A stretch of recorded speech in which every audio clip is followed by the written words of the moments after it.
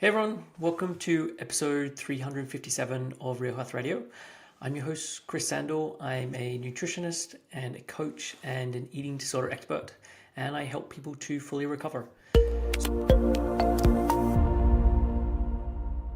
So on today's show, it is a Q&A episode. So for episode 350, I asked people to submit questions for a Q&A episode, and I got so many questions that this is the third Q&A episode I'm doing, and there's still more questions, so there'll probably be a part 4 or a part 5.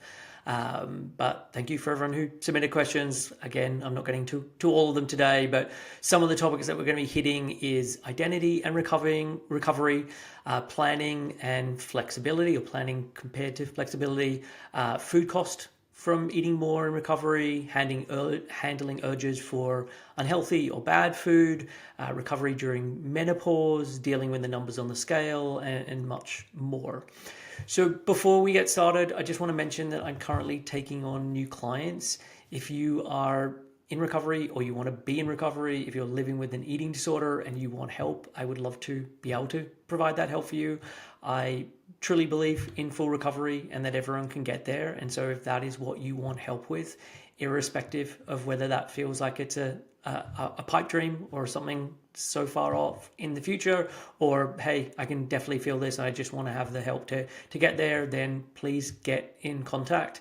And hopefully an episode like this helps to demonstrate my depth of knowledge, my breadth of knowledge, my compassion, my understanding in terms of the know-how of recovery. So if this episode resonates with you, if you're wanting help, then please reach out. You can send an email to info@7-health.com, or you can send a DM to 7 Health Company on Instagram and just put coaching or support in the subject line or as part of the message, and then I can send over the details.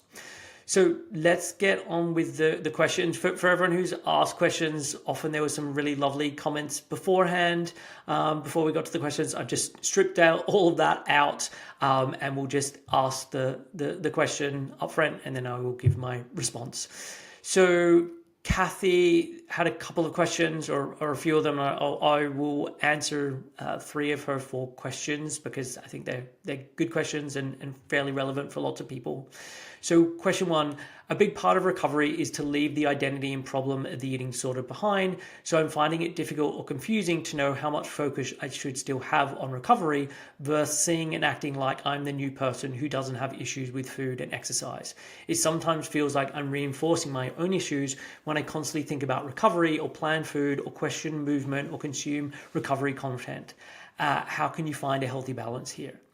So especially if you're in the early stages or even the mid-early stages of recovery, like it does require a lot of considered effort and planning and structuring around food, around meals, around challenging exercise rules, engaging in recovery content. I'm very much a believer, especially in the beginning, if you're wanting to create this bubble to reinforce pro-recovery messages, because it's not what you get in the outside world.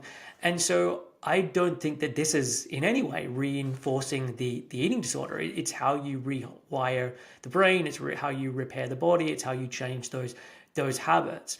And so, yeah, there does need to be a considered amount of thinking about and planning in terms of recovery. And when I think about this, like the goal isn't to stop thinking about recovery. It's to start living in ways that the eating disorder wouldn't allow you to live in. And so doing different things that the eating disorder is saying, no, you shouldn't do that, or that's too much, or we couldn't possibly, I'm now going to do that despite what the eating disorder says.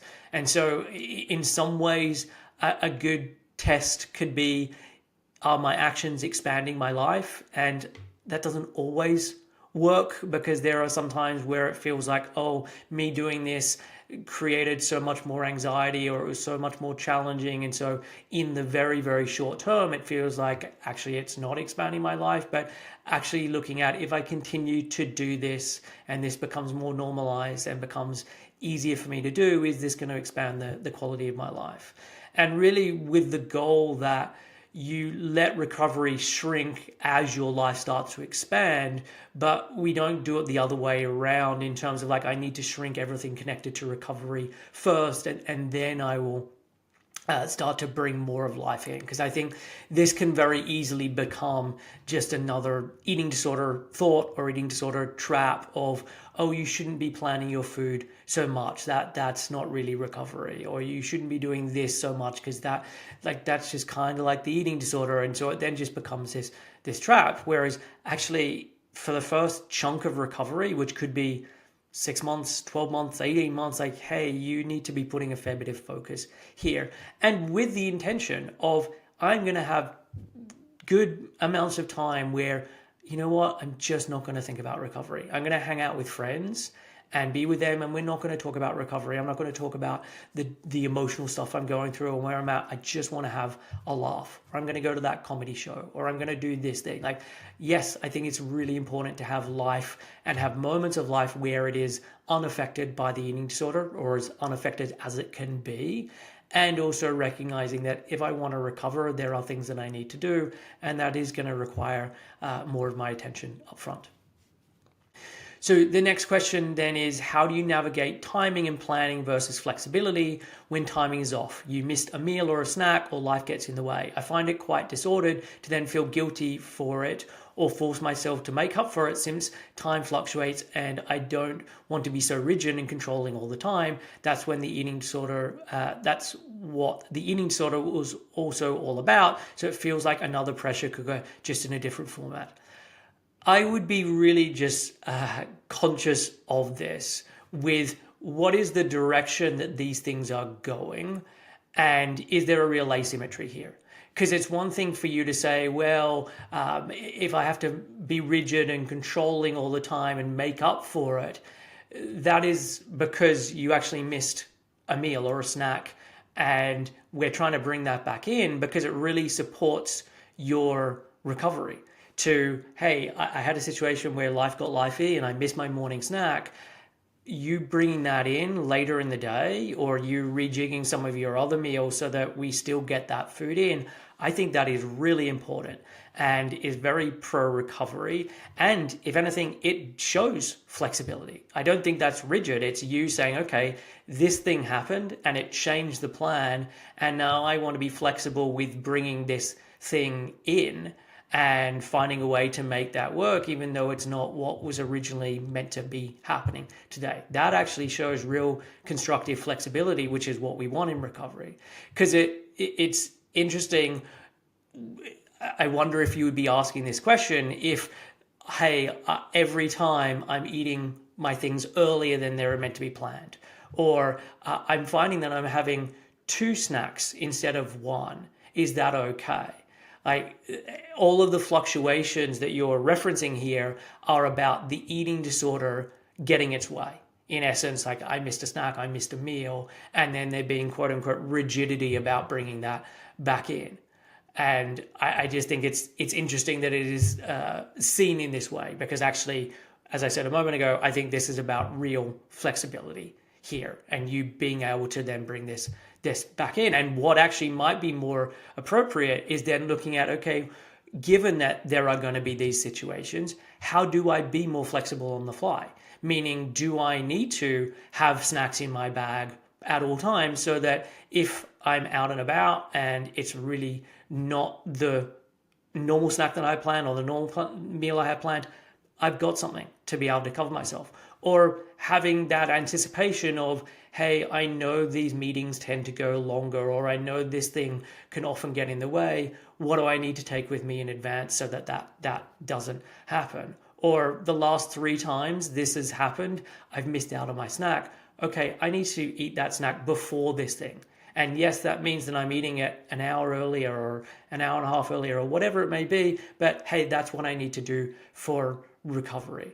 And so being able to frame it in that way of, if I'm trying to do everything for recovery, how would I go about doing this?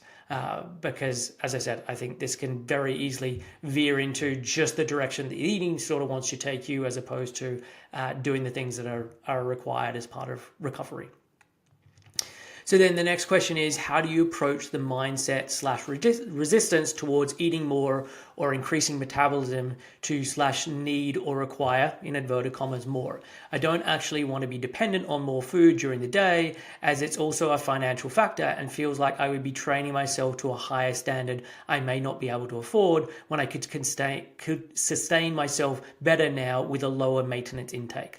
I know it's very tied to scarcity mindset, hence my question, because it's a big resistance factor for me, where I keep questioning if I need really that much food to recover, or it's just, or that's just for other people. Yeah, I would say this very much reads like the scarcity mindset. And that's not to say that there can't be cost factors or financial factors that are involved as part of this, but it definitely leads like the scarcity mindset. And this is very common in terms of eating disorders and as being as part of the illness. And this is often where then the restriction and the control and everything can then get built around it. And maybe that was not how you thought to start with, but then these kinds of thoughts become more sticky, or it becomes like, oh, this makes more logical sense. Why would I want to be eating more? That's going to cost me more. It would be better to just stay in this place. And I think just a helpful reframe is that food is not a wasteful expense. It is the primary input that supports your energy, that supports your work, that supports your relationships, it supports your quality of life. Like, this is one of the most important things that you can be spending money on. And I'm not talking about the way that food is often moralized and talk about in certain places where, okay, this is why you have to go organic and people need to be spending more on their food. Like, we're talking here about your basics and how to get in enough energy and enough nourishment to actually adequately support your body. And I think if you look at the idea that you can sustain yourself on less, is really the eating disorder confusing survival with health. Like, yes, the body can survive on a low intake for long periods, but it does so by cutting back on things like hormones and bone health and temperature regulation and cognition and emotional stability and all of the different things that are affected. And so, like, yes, you can survive, but it's not thriving. It's not delivering a real good quality of life. It's not allowing you to have the kinds of experiences that you want to be able to have. And so I think this is just another way that the eating disorder manipulates things and twists things. And really, like, eating is not something that is this unnecessary demand. Like, it is important for the where you are. It's like restoring normal biological function, and then once things have been restored, like being able to adequately meet the demands of the body. So I would say, yes, there can be some financial pressures connected to this, but my sense is what is driving this line of thinking is much more about the eating disorder than anything else. Okay, so then the next question is from Colette. And she says, is it okay to ask my daughter who has an eating disorder how she's doing with her weight restoration? I feel she's hit a plateau and is struggling to get through it. So this is one of those things where I think it is okay to ask how your daughter is doing with her eating disorder and with various aspects of it. But what is more important is how you ask those questions itself. So if the questions feel like monitoring or pressure, of course, that can then increase shame and defensiveness. So I think it's how you ask those questions. When I'm working with clients, I will do conversations or have a consult with a partner or a parent or whoever is that person's sort of main support in recovery. And one of the big things that I talk about as part of that is, like, once we finish this conversation, I want you to go away and have a conversation with that person, my client, to have the conversation to work out what your role is going to be as part of this. And so I don't know, based on your question, Colette, how old your daughter is. I'm making the assumption that your daughter is an adult. And if that's not correct, then obviously it could be different. If she's not an adult, then there could be other things that you could be doing in terms of family-based method with recovery. But if she's an adult, it does become a lot trickier. And it's not that it's not tricky when someone's not an adult, but when someone becomes an adult, like your role somewhat shifts as part of that.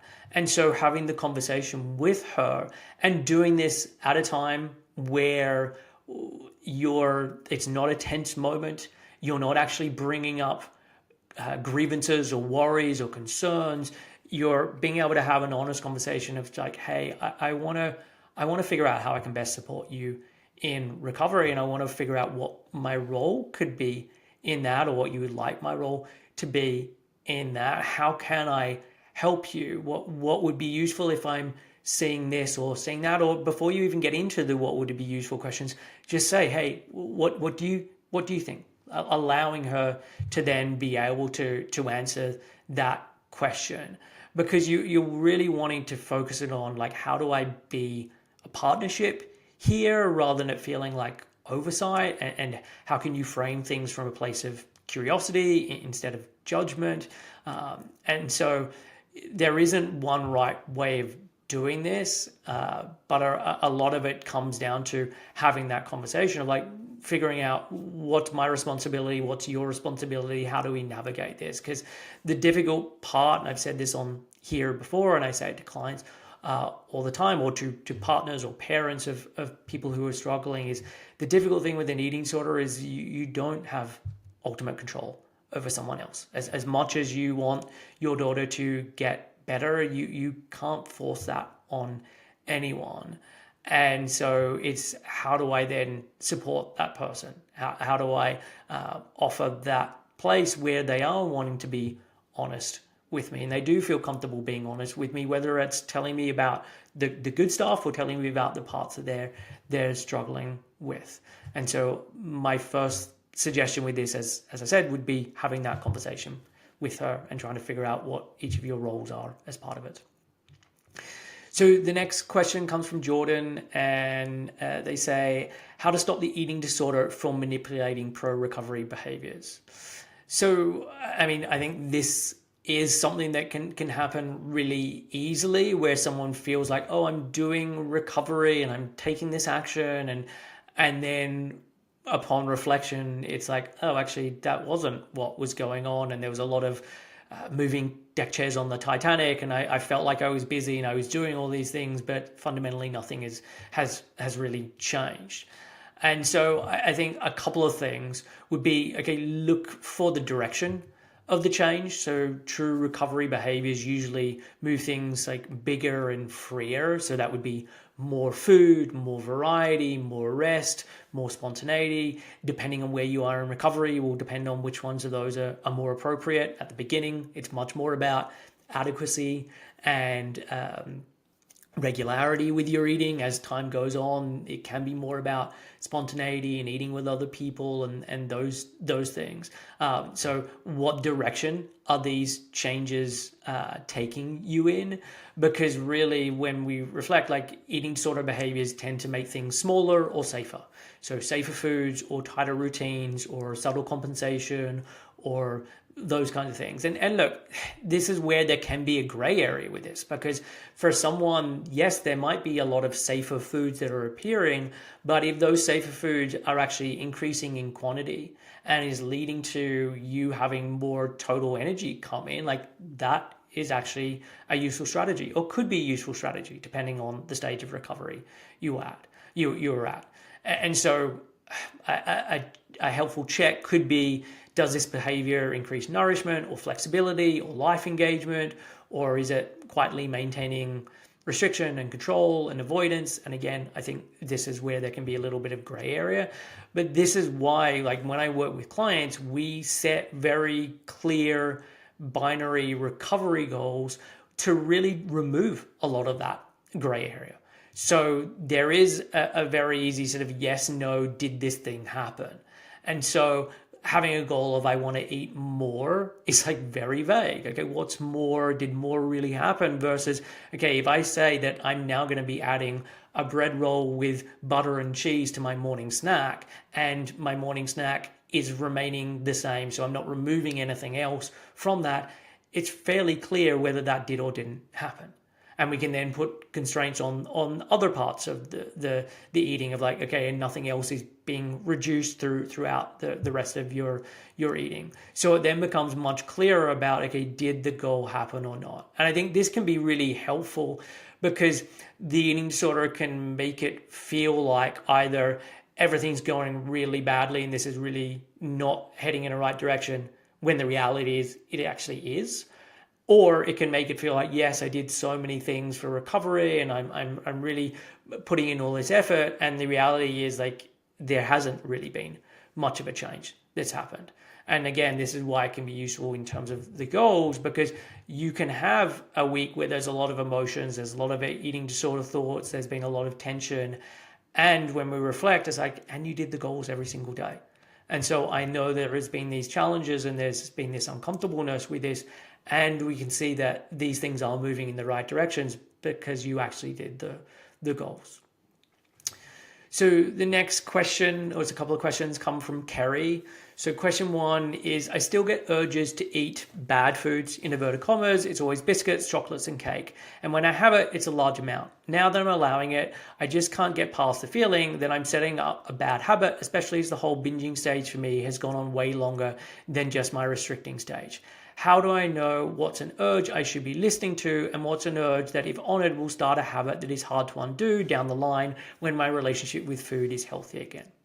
So I know that this is a huge fear for people, and for people who either I had no binging as part of my eating disorder, and now that I'm doing recovery, I feel like that is happening. I'm either having binges or I'm eating bigger meals that feel like a binge, or I'm trending in that direction. And man, I don't want to change from one eating disorder to another, especially when eating disorders are often graded in terms of, well, a restrictive eating disorder is quote unquote better than an eating disorder where I'm eating more food, and none of that is true. But there is this fear of like, I'm going to trade this one thing for this other thing, and this other thing's a worse version of it.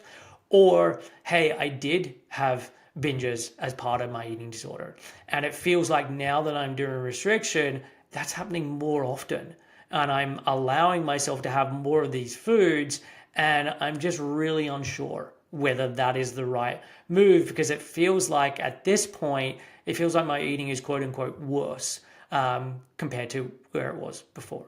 And so what I would say with all of this, whether binges were part of your eating disorder, they're starting to happen as part of recovery, they're not happening part of recovery, but I'm worried they're going to be happening as part of recovery, is that the urges for these foods like biscuits and chocolate and cake and the things that you mentioned are a sign of prior restriction, and that these things have been off limits for such a long amount of time.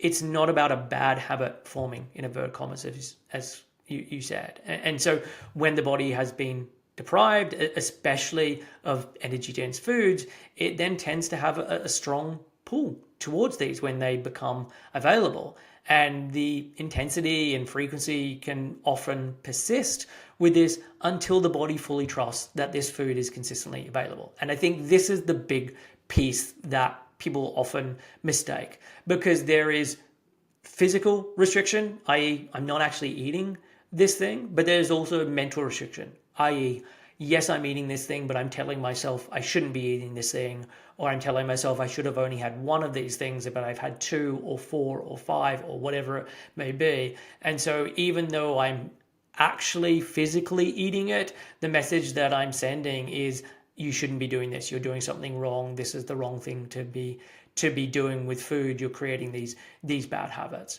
And so I wonder, Kerry, if part of it is, hey, you're doing well on the physical piece. And again, I don't know if that's true. There may be your body is asking for more of this, and there's still the holding back. So I'm still not fully giving myself everything my body's asking for, or I truly am giving myself everything it's asking for. There's just a lot of judgments and a lot of the self-talk of this is creating a bad habit. Because if I'm dealing with someone and working with a client who has binge eating disorder, and binges has always been their problem, the goal is complete food freedom. And the way that someone gets there is by allowing themselves to eat all the food. It's not doing some light version of restriction, which I know is what is often prescribed for many people. Especially if someone is in a larger body, the version that they get given is like the way that you should now eat is that, hey, you can have some of these things, but you don't want to have too many of these things. And I really don't believe that is the way to get through this. Like paradoxically, the way that these foods stop feeling so compulsive is because they've become ordinary. And this means giving them to yourself regularly and sometimes in large amounts for quite a while until the novelty and urgency fades. And I truly believe that the novelty and urgency phase with these foods. Like I've seen it time and time again with clients. Like the novelty is baked into the fact that either one, I'm not allowing myself these things and so I don't get them very often, or two, there's this whole heightened emotional experience when I am eating them because I keep telling myself I shouldn't do this, I'm not allowed it. And it only comes about where these things become just food again when all of that has dropped away. Like I've done it enough. And so I'll often recommend, and not everyone does this, but I'll often recommend have more of those foods. Like really keep doing it, because there is no food. I don't care how much you like pizza, how much you like burgers, how much you like crisps, whatever it is. There is a point where that stops becoming enjoyable. You just need to have more of it. And so if you're like, hey, pizza is that food for me, have pizza 3 times a day. You will reach the point where it is no longer enjoyable pretty quickly. Maybe it takes a couple of days, maybe it takes a week, maybe it takes a month, but at some point that novelty is worn off because you've demonstrated to your body like, hey, you can have all this thing. And however lovely it tastes in the beginning, at some point you're like, this just doesn't taste good anymore. I've had so much of this. And so I think it is then really important to be doing the food piece and allowing the food piece and really doing it in this repetitive way. But I also think this is where the other parts of recovery, like learning tools connected to emotions and how to deal with uncomfortable thoughts and how to have these different constructive coping practices, are really important. Because I think this is where like true discernment then starts to come in, where you can actually label emotions. You can have a good understanding of what's going on in terms of your emotional experience or the state that you're in and how that's affecting your thoughts. And I'm not saying all this so that then, and that's how I then eat less. It's to say that when you're able to notice all of these different things about your experience, you less get caught up in this very black and white thinking about food. And if I'm having this food, it must be because I'm emotionally eating, and more being able to recognize, hey, how I am truly feeling in this moment. And two things can be true at the same time. It can be, I do need more food in this moment, and I can also recognize that it has been a really tough day. Or I can also recognize that I'm dealing with grief in this moment. Or I can recognize that, yeah, there's a lot of loneliness that is showing up. And having that ability to recognize different emotions, to be able to come back into one's body, like that's the really important part of recovery. It's something I work on a lot with people, because that's, I think, of recovery in sort of two broad stages. There is the physical, nutritional rehabilitation, neurowiring part of recovery. And then the second stage is like everything else, which is learning how to deal with life outside of having an eating disorder. And this is the bridge where, okay, it's important in the first piece to allow you to then do the eating and the nutritional rehabilitation and all that part, because you have these tools that allow you to push through, or to be able to have these thoughts come up, but I'm still going to take the recovery action. And this is then what you use for the rest of your life as you develop hey, how do I like spending my time, and what is important for me, and how do I deal with these challenges now that I don't have my eating disorder. And so I think this is a really important part of the recovery process that I want more people to be doing. And I feel like often what happens is you either do one or the other. It's either, hey, I just do all in, and I've been told the dream of if I just eat more food, that's going to resolve everything. Or, hey, I just go and see a therapist and I just need to work on my inner child, and I just need to do all the work around emotional processing and what happened in my childhood and stuff with my parents and all of those kinds of things.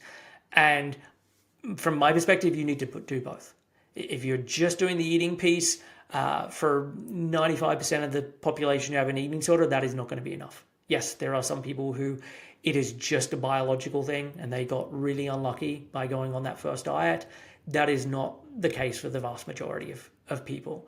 And then the second option, if it's just doing the therapy piece, you're not taking the action that is then required as part of recovery. And so it is really bringing those two things together. So then question 2 is, I'm in a long-term relationship and do not want or need to be attractive to others. However, the urge as a female to be attractive, my mind heavily associates thinness with this, is so strong, and there is there for a reason biologically as well as culturally. How do I ignore this urge when it's a biological response that is deliberately there? So I would be a little cautious in terms of like the biological drive to be attractive. Yes, I think there is a part of that, but if we actually sort of look at what's underneath this, it's I want to be considered part of the group.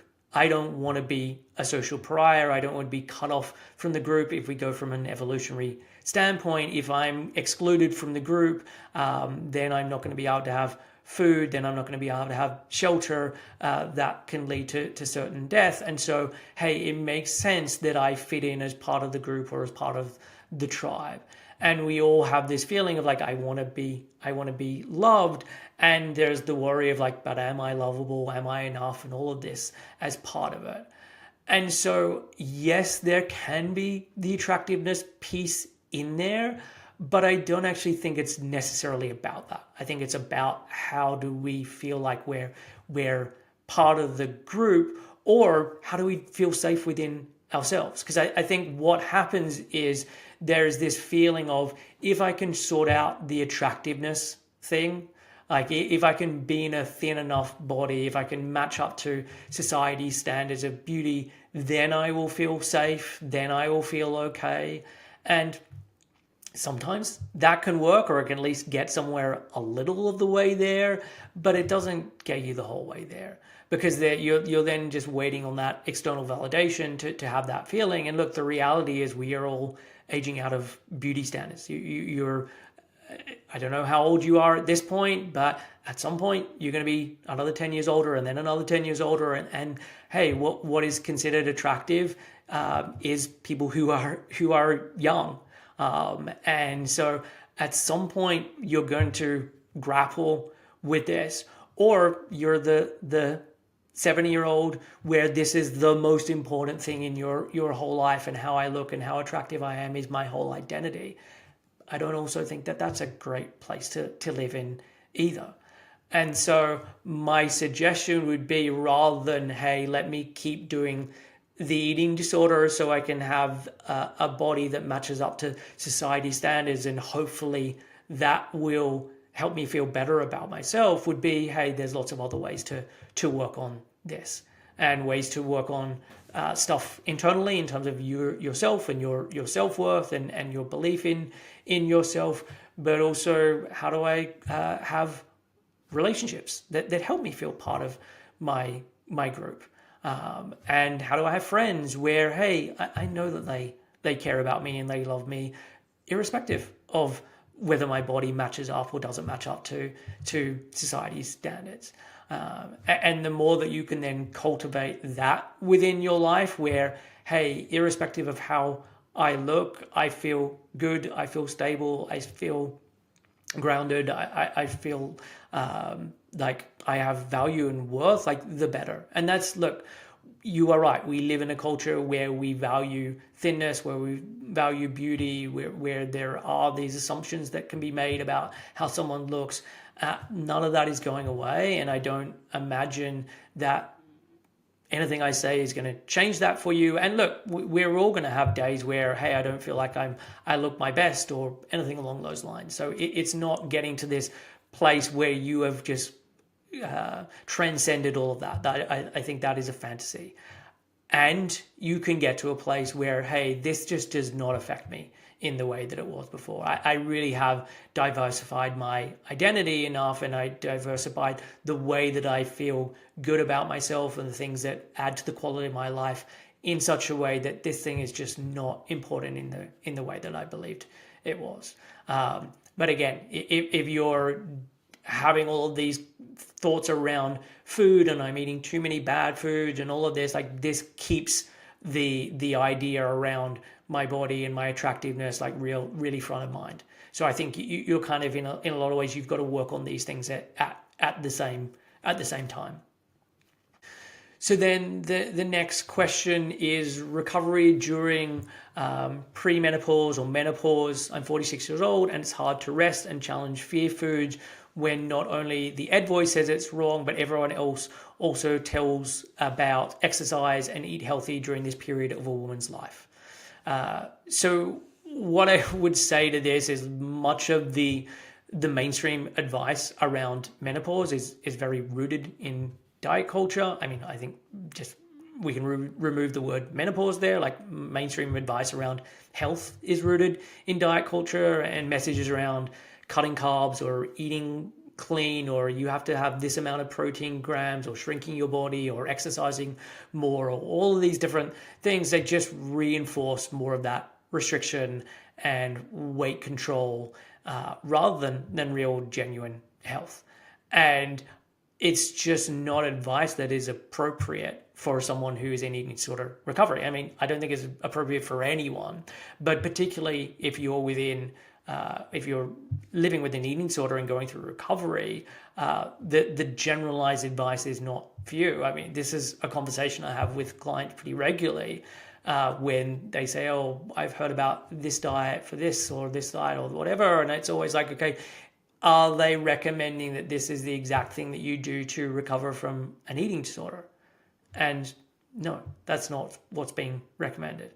And so I do understand that it is tricky going through recovery in menopause because it is a really changing time of life. And there are different hormones that are changing as part of that. There is natural weight gain that happens at this point of life, regardless of whether someone's going through recovery or not. Like there are lots of changes that are going on. There can be a time where there is more monitoring from doctors, depending on where you are in the world, and what's going on with that. But yeah, you can starting to be getting more lab tests done, and there can be more scrutiny around that stuff, especially because when you're going through recovery, your numbers cannot look how they are quote unquote meant to look. It can be, hey, your cholesterol numbers are a lot higher, or your blood sugar numbers are a lot higher. And so it can be then read into in the wrong way of like, oh, we need to now be cutting back on this thing, and having someone that you can work with who can really understand those numbers, I think is actually really important.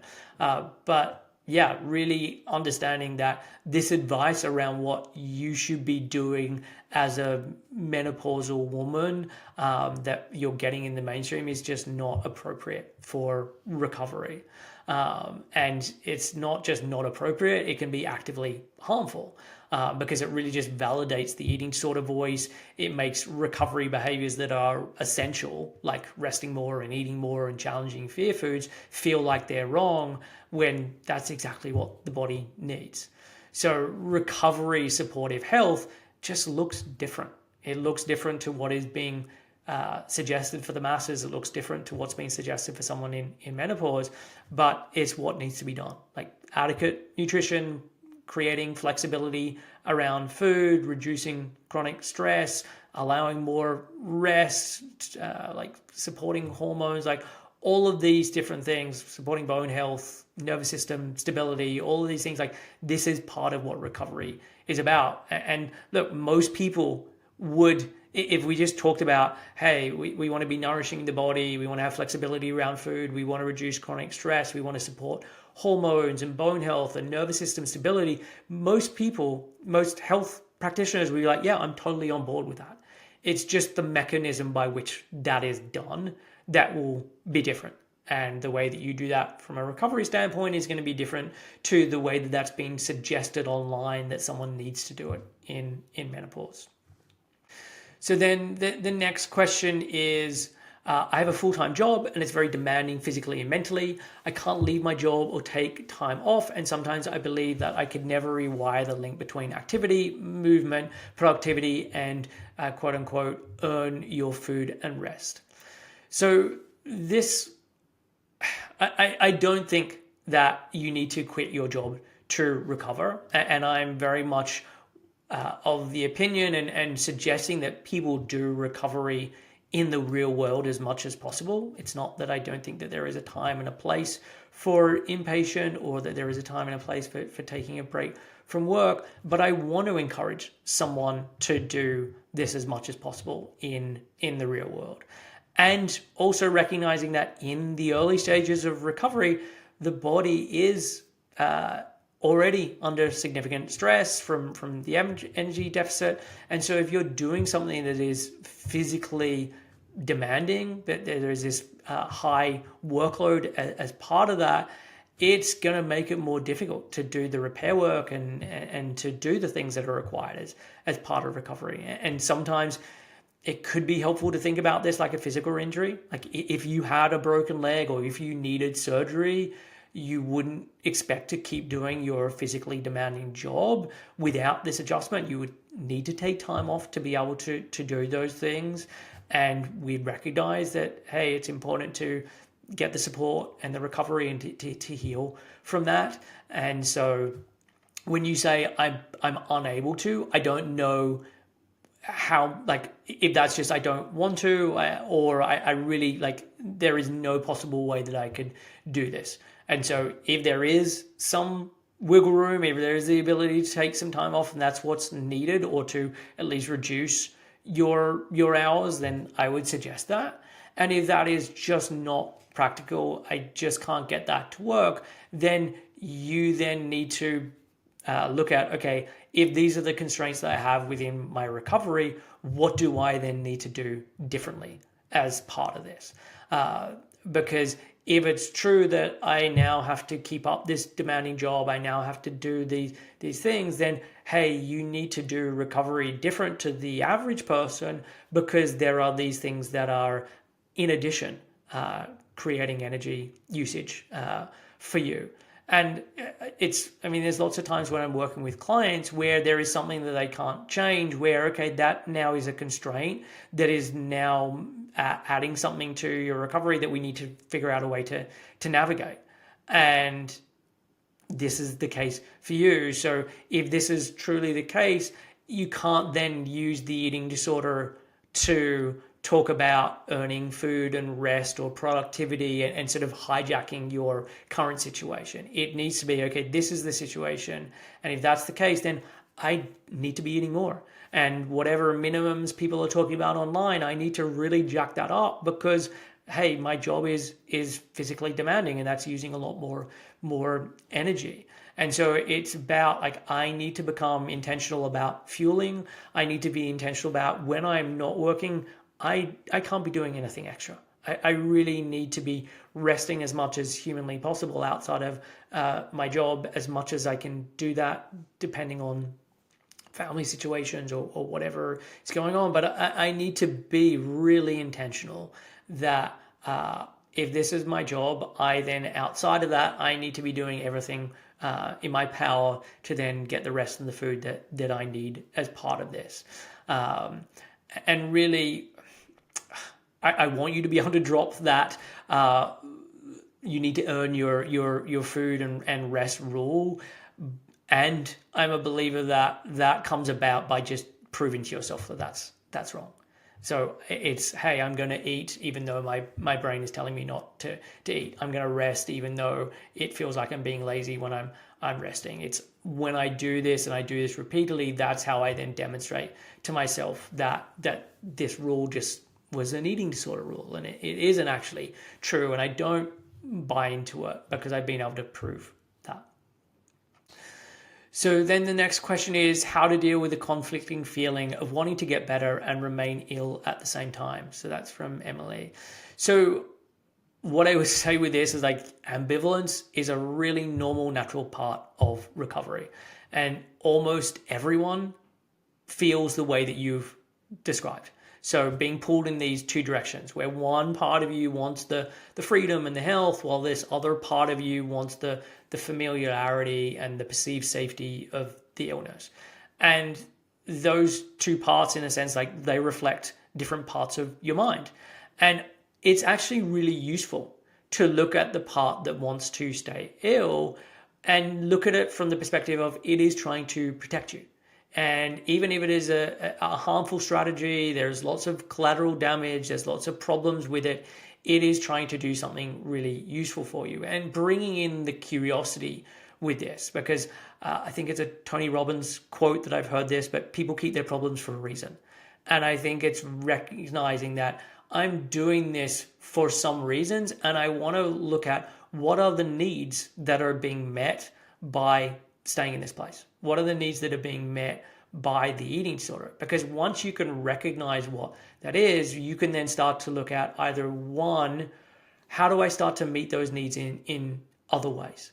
So if I have a need for certainty, how can I start to get certainty in some other ways outside of my eating disorder? Or if I have this need for safety and feeling safe in my body, and this is how I currently do it, okay, how do we start to develop tools and practices and ways of being that you can start to feel more safe and you can start to be more capable of tolerating when you are feeling discomfort. So the first goal is, how do I understand my needs so that I can either one, meet those needs, or two, what needs to change so that need that need is no longer important to me. And so it feels like this thing is super important, but actually as I start to change these things, I realize that that's not so important. So kind of coming back to an earlier question about like, hey, the need to be attractive or to be in a thinner body or whatever it is, what would have to change so that that thing becomes no longer so important to me?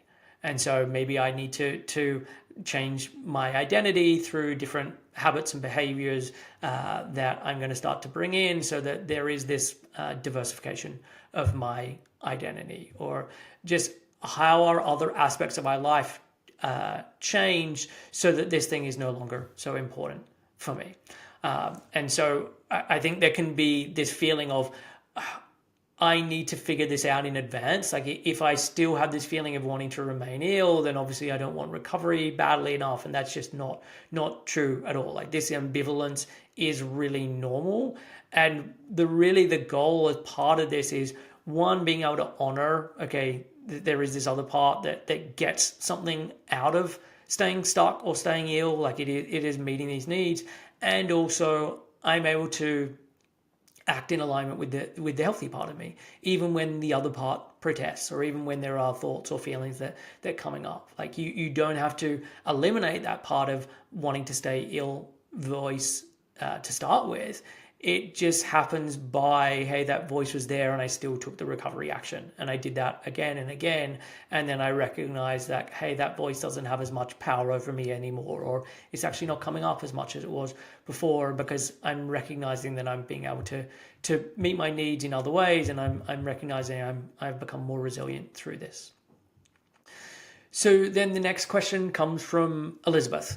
So my question is, why is my knee-jerk reaction to anyone knowing about my eating disorder to assume that they think I'm faking it or being dramatic? I have a lot of fear about people thinking I don't look anorexic enough, or saying you seem fine to me. But alternatively, if anyone says that they feel worried about me or point out behaviors, I get defensive and say it's not very bad, or I don't do that very often. Then mental gymnastics makes me feel pretty crazy.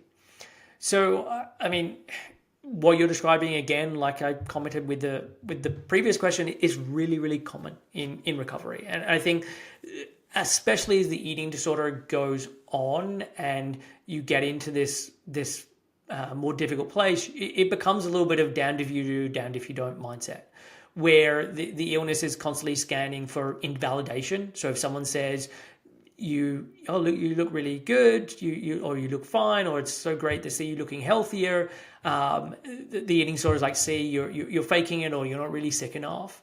But if someone then says something about, hey, I'm really concerned with you, the eating disorder is like, hey, you really need to minimize this. It's not really a problem. And so both reactions, though, are just driven by the same underlying fear.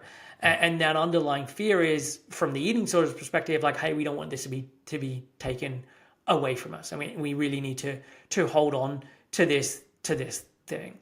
And I think a big part of this is the not sick enough trap. And this comes up time and time again with people, and they feel like they must prove that their illness is legitimate, and I have to prove that through my behaviors or through my appearance.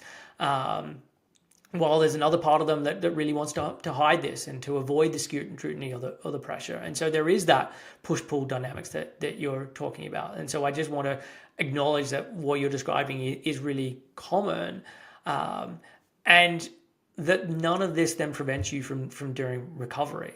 And I've said this on the podcast many times before, but eating disorders are highly illogical. And what often keeps people stuck is like, I've got to understand this. I've got to be able to pick this apart. I've got to be able to make sense of why I'm having these different thoughts that feel like they're in opposition to one another, but at the same time, or at different times, but on the same day.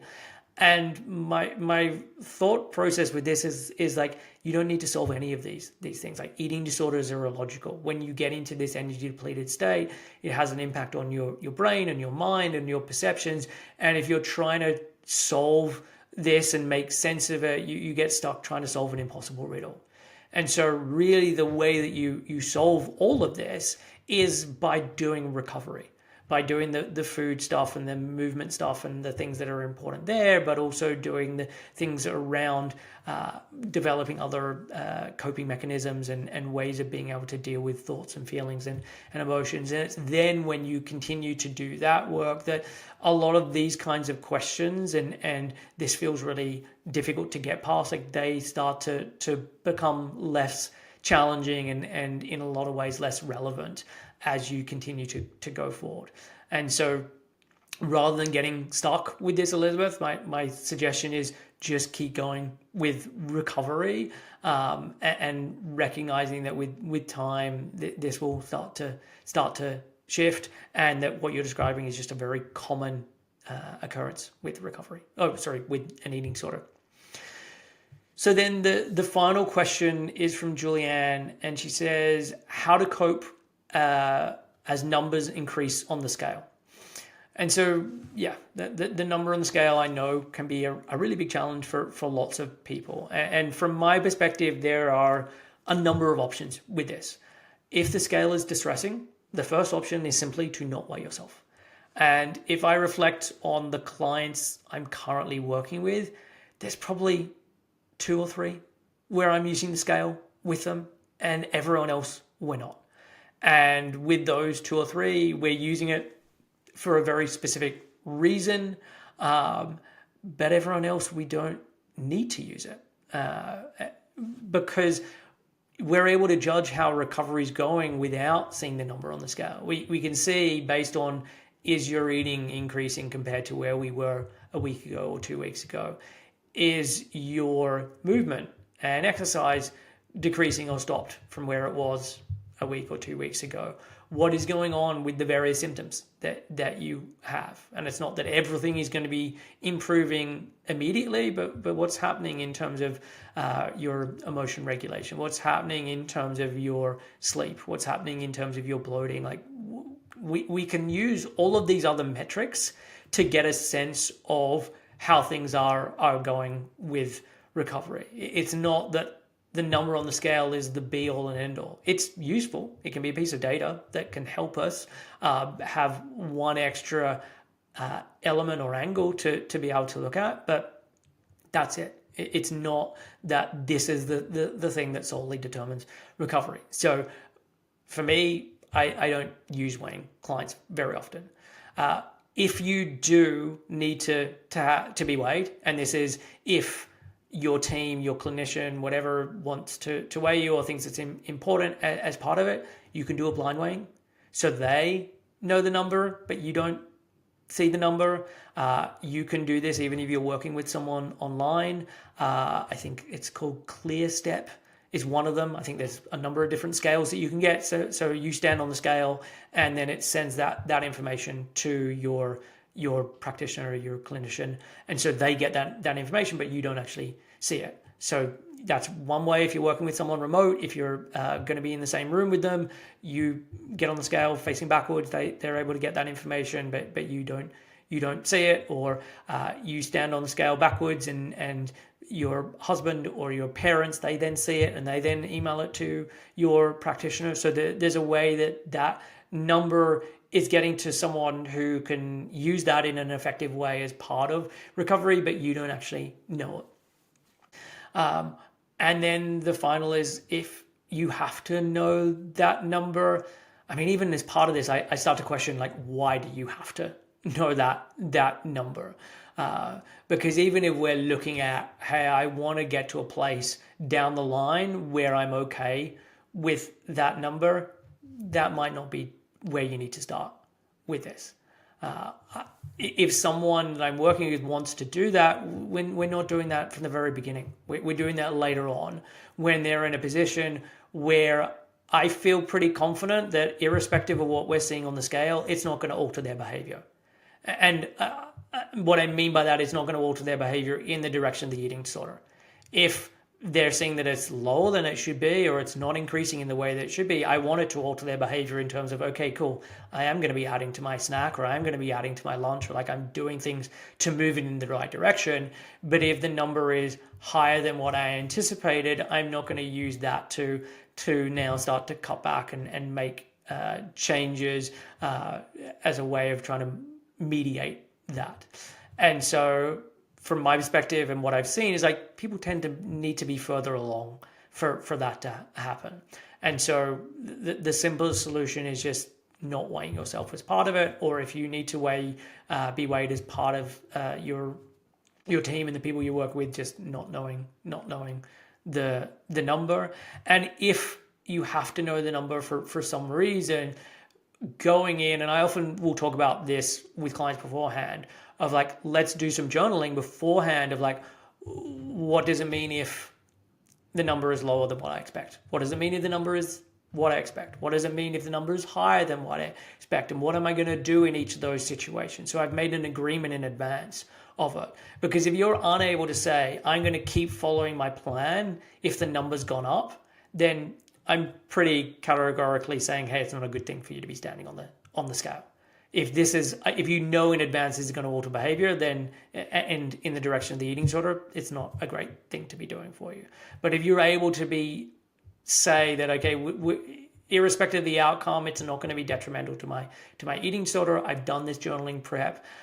Also connecting it to things that are actually valuable as part of your recovery. So if I'm seeing the number going up, this is meaning that my energy stores are improving, that my hormones are going to be improving, that my bone health is going to be improving, that it's going to support my brain function, that it's going to help my metabolism. Like if you can start to make that connection to really anchor the recovery and the weight gain to positive outcomes, like that's a really helpful way of doing it and kind of getting around this and show that, hey, my body is moving out of the starvation mode that it's been in and it's moving towards health. And it's not that you have to buy into all of that. There can still be ambivalence around it, but hey, I need to be able to recognize that this is actually for the best and is helpful as part of my recovery. So if you're able to do that, then great, stand on the scale and then use whatever you've done in terms of the pre-work journaling to help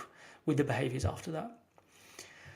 So that is it for this week and for these questions. Thanks for everyone who sent these in. There will be another couple of these podcasts to come, because I still have quite a good chunk of questions. As I mentioned at the top, I'm currently taking on new clients. If you are wanting to recover, you want to get to a place of full recovery, then please send an email to info@7-health, or you can send a DM to 7-Health Company on Instagram. That's it for this week's episode. I'll be back with another one next week. Until then, take care, and I will see you soon.